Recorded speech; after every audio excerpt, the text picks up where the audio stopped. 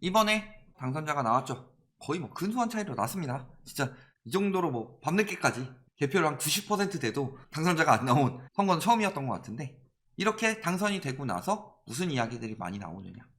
규제 완화 기대감에 집값이 반등한다. 규제를 다 푼다는데 정말 집값이 잡힐 것이냐. 근데 여태까지 언론이나 전문가들 규제 때문에 올랐다면서요. 규제 완화하니까 집값 안 잡히고 안정화됐던 부동산 망했다, 다시 오를 거다, 이런 식으로 또 다시 부추기고 있죠. 특히 그 중에서 핵심이 되는 게 뭐예요? 재건축 이야기를 많이 하죠. 3대 대못을 뽑는다. 3대 대못 뭐예요? 안전진단, 재초안, 분양가 상한제. 요 세 가지를 풀어서 재건축 시대를 만들겠다. 여태까지 전문가들이 뭐라고 그랬어요? 공급 부족 때문에 집값이 올랐다. 그래서 공급을 해야 된다. 그런데 공급은 민간 공급으로만 해야만 한다. 그래서 재건축 재개발을 완화를 해야 된다. 그래야지 집값이 잡힌다. 이런 식으로 이야기를 했죠. 공급이 답이다. 당장 재건축 재개발을 활성화를 해라. 그런데 재건축 재개발 활성화를 하는 게 필요할까요? 자, 서울의 공급 부족이라고 하고 있어요. 지난 10년간 서울의 재건축 재개발로 공급된 주택이 2만호 조금 넘게 나왔다. 아, 무슨 2만호밖에 안 들어왔어요. 순공급을 말한 거예요. 얼마나 증량이 됐냐.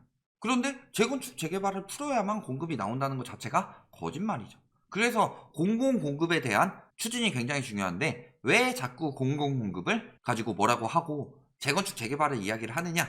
공공공급 500세대 하는 것보다 재건축 1800세대짜리 부숴서 2000세대를 짓는다고 해봅시다. 그러면은 여기는 실제 공급은 200세대밖에 되지 않아요. 여기는 실제 공급은 500세대가 되는 거죠. 그런데 건설사 입장에서 보면은 여기는 2000가구짜리 대단지를 건설하게 되죠. 그리고 여기는 500가구짜리 단지를 건설하게 됩니다. 그렇다면 단순히 보더라도 수익률이 4배 이상 되죠. 자, 공급이 많아지면은 집값 하락 요인이 되죠. 그러니까 공급은 최소한으로 줄여서 집값을 상승시켜 놓으면 분양가 역시 더 높게 책정할 수 있죠. 그렇기 때문에 얘가 들어왔을 때는 시세가 좀 떨어질 수 있고, 얘가 들어왔을 때는 그렇게 큰 영향을 주지 않는다. 그럼 4배 이상의 효과를 얻을 수 있다. 그리고 이렇게 재건축이 잘 되고 재건축 가격이 비싸진다고 해봅시다. 그러면 어떻게 돼요? 앞다투어 조합에서 추진하겠죠. 아, 돈이 되니까. 그렇다는 것은 먹거리가 엄청나게 넘쳐나게 된다는 뜻이죠. 그러니까 도그나 카우나 재건축 재개발 활성화해라 라고 말하는 인간들 보면 다 저기 건설 마피아 쪽들 사람들이다.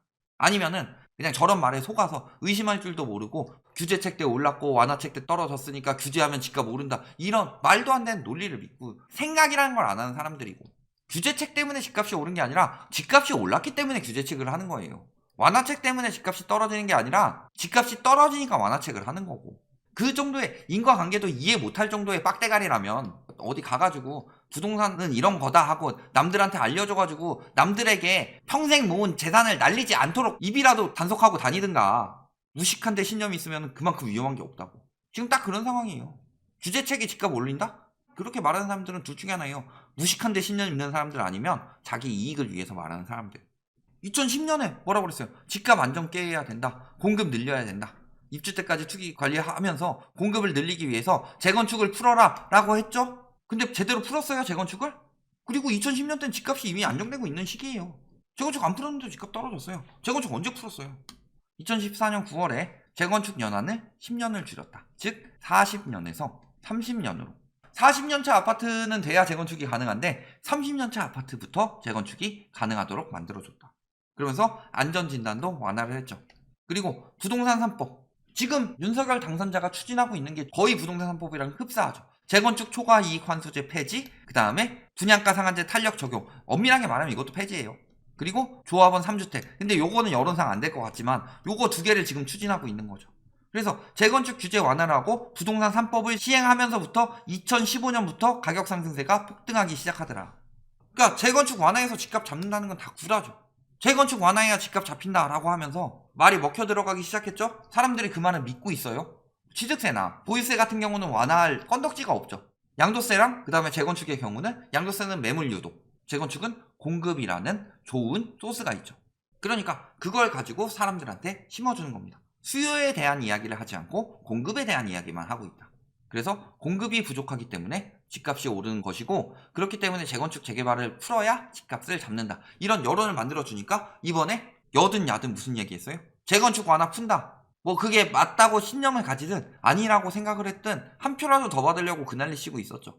그러니까 언론이 공약을 조정하고 있는 거예요. 그러니까 언론 개혁이 필요한 거고. 그러니까 재건축을 풀라고 했던 사람들이 귀신같이 말을 어떻게 바꾸냐. 정비사업 예정지가 유망한 투자처이다. 그 말에 가장 먼저 넘어간 사람이 누구예요? 서울시장 선거 때 박이든 오든 다 재건축. 그래서 오세훈 서울시장이 당선돼서 처음엔 오히려 재건축 억제했죠. 근데 신통기획 하고 나서부터 뭐라 그래요? 재건축이 유망 투자 지역이다. 그래서 노후단지 주목하고 지금 매수한다면 재건축 재개발이 답이고 집값 오르는데 그중에 투자 유망 부동산은 전문가 33%, 중개업소 35%가 재건축 재개발을 이야기를 했더라. 재건축 완화하면 공급이 늘어나요? 공급이 늘어나는 건 무슨 소리예요? 내가 재건축을 했어요. 근데 옆 단지도 재건축을 했어요. 옆 단지도 재건축을 했어요.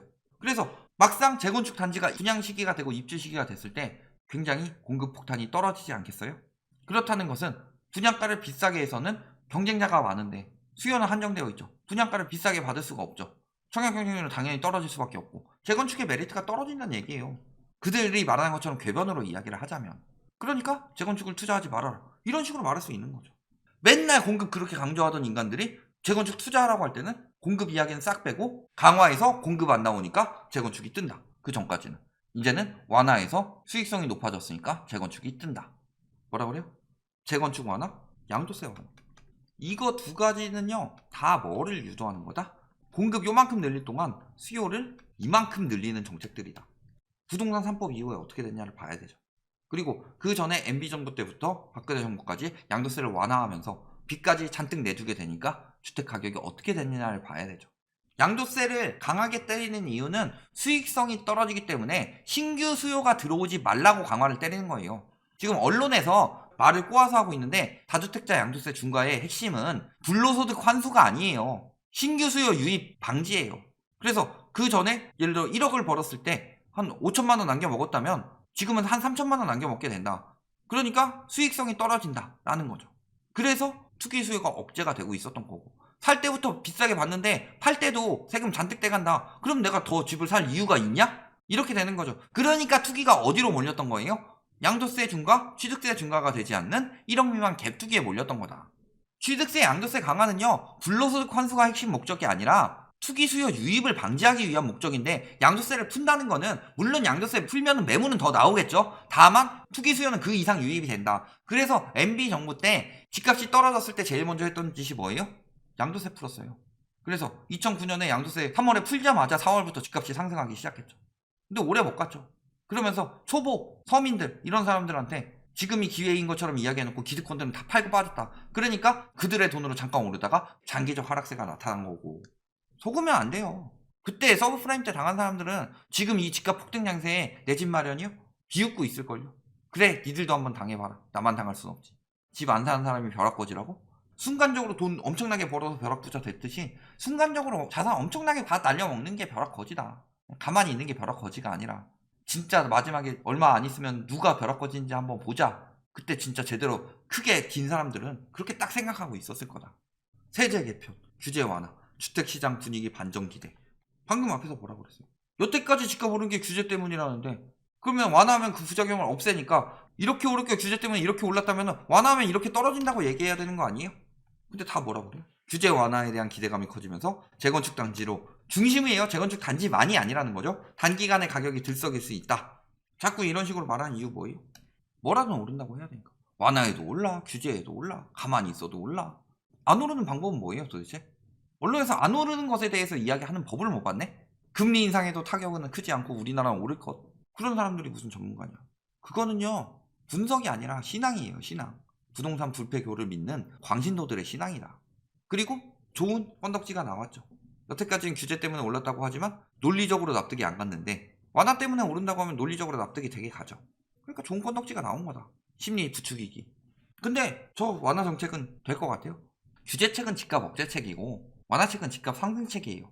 그러니까 완화책 되면 집값이 오를 것이냐. 그리고 그 규제 완화조차도 쉽지가 않다. 가장 큰 이유는 뭐예요?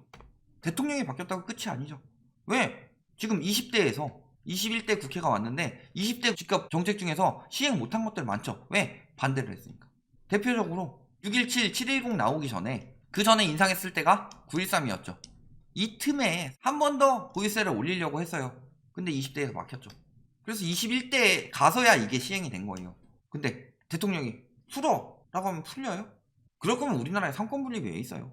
상권 분립 중에 한 2건은 잡으셨을 수 있죠. 검찰총장도 하셨겠다. 근데 국회 쪽은 아니죠. 민주당이 180석 이야기하고 있지만 슬금슬금 배신자들 생겨서 지금 172석인데 쉽지 않다는 거죠. 그렇다는 것은 22대 국회가 와서야 본격적인 완화책을 추진할 수 있을 것이라는 건데 그나마 양도세 정도까지는 여론에 밀릴 수 있어도 확 풀어지기는 쉽지가 않고 그럼 22대쯤 가면은 이미 한참 지났고 그때는 무슨 완화책을 써도 웬만한 건 안 통한다. 초이노믹스의 재건축 연한 완화에 부동산 3법 정도 연속으로 때려주지 않는 이상은. 자, 기준금리는 이 당시에 1.5죠? 이 당시에 1.75였죠? 1.75에서 지금 1인데도 불구하고 이번 정부 역대 최고의 가계대출 금리를 보이고 있습니다.